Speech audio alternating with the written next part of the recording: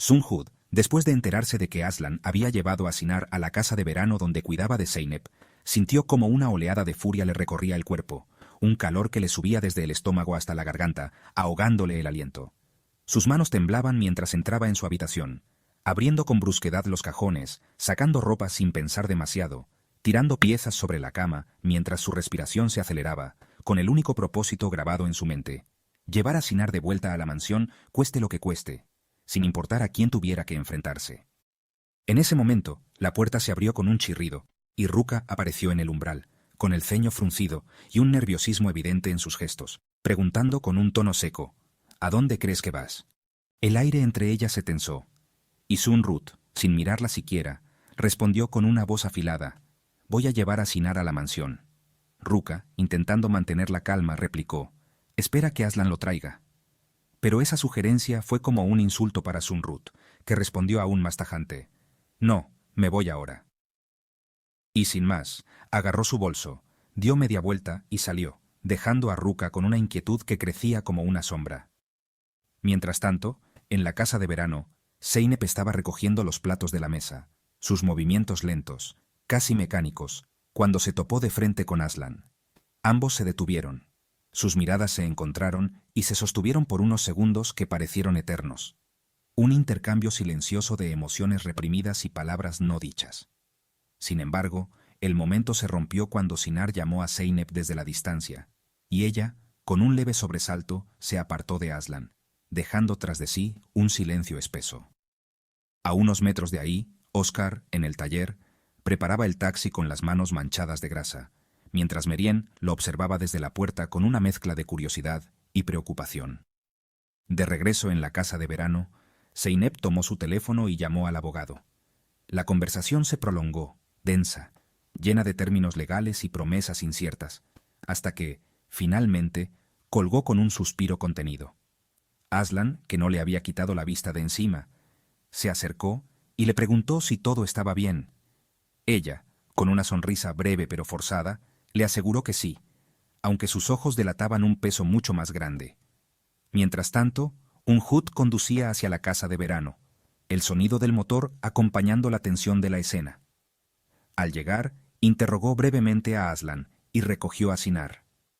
En el jardín, Zeynep disfrutaba del aire fresco cuando Aslan apareció con una taza de café y con voz suave le preguntó a la niña cómo se sentía.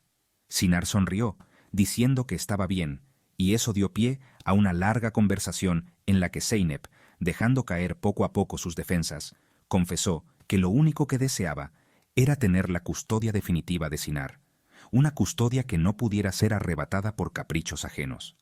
Aslan la escuchó en silencio, con una mirada cargada de ternura y comprensión, y por un instante el mundo pareció detenerse entre ellos.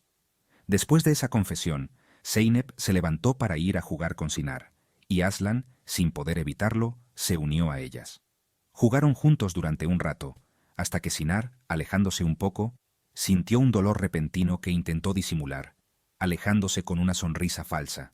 Mientras tanto, en el auto, Sunhud conducía a toda velocidad, sus manos aferradas al volante con una fuerza casi dolorosa, su mente centrada únicamente en su objetivo. De vuelta en la casa de verano, Aslan le pidió a Zeynep que sacara una prenda de Sunhud del armario, ya que la suya estaba manchada de sangre.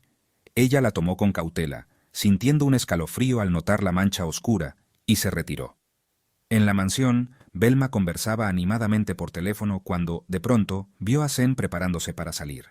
La llamó con voz firme, preguntándole a dónde iba. Zen, apurada, respondió que llegaba tarde, pero Belma, con una frialdad cortante, le advirtió: «No saldrás de la mansión. Si te vas tienes que volver. No me hagas ir a buscarte». Zen, con la rabia ardiendo en su interior, se alejó sin responder.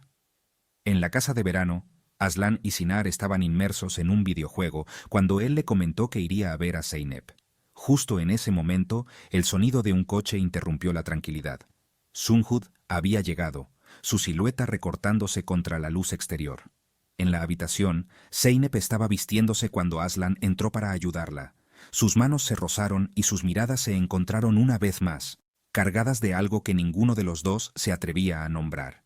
Pero esa intimidad se quebró cuando Sunhud irrumpió en la habitación, sus ojos ardiendo de ira al verlos tan cerca. Aslan la miró con frialdad y preguntó: «¿Qué haces aquí?». En ese instante, Sinar entró, y Sunhut, controlando su furia, le ordenó que fuera al auto. Zeynep, intentando calmar las aguas, dijo que no discutieran frente a la niña, pero Sunhut tomó a Sinar de la mano y lo llevó hacia la puerta. El pequeño, con lágrimas corriendo por sus mejillas, se soltó. Corrió hacia Zeynep y la abrazó con fuerza. Ella, llorando, le susurró que lo amaba. Sunhut lo arrastró finalmente hacia el coche y se marchó hacia la mansión.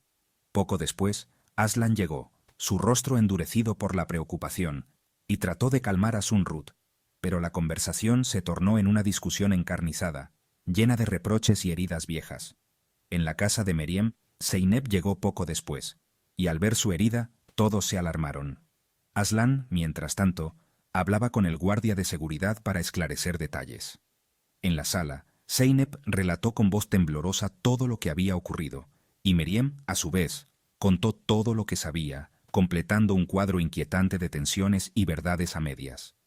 De vuelta en la mansión, Sinar y su hermana jugaban en el salón, la risa de los niños suavizando por un momento el ambiente pesado, hasta que la niña, con un gesto tierno, abrazó a su hermano, como si quisiera protegerlo de todo lo que el mundo les estaba arrebatando poco a poco.